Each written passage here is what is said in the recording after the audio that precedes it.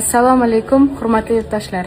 Sizlarni Ramazon hayiti bilan chin yurakdan tabriklayman. Qalblaringiz mehr-oqibat va ezgulikka to'lsin. Barcha ezgu niyat va duolaringiz ijobat bo'lsin.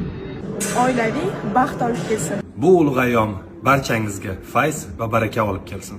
Oilalaringizga sihat, salomatlik va baxt, saodatlik tilaymiz. Yurtimiz sportchilari esa sizlarni chiroyli g'alabalar bilan quvontirishda davom etadi. Yana bir bor barchangizni Ramazon hayiti bilan samimiy muborakbod etamiz. Ramazon hayiti barchaga muborak bo'lsin. Exactly, you were saying to him just here. 竹岡選手には一言アドバイスをされたい。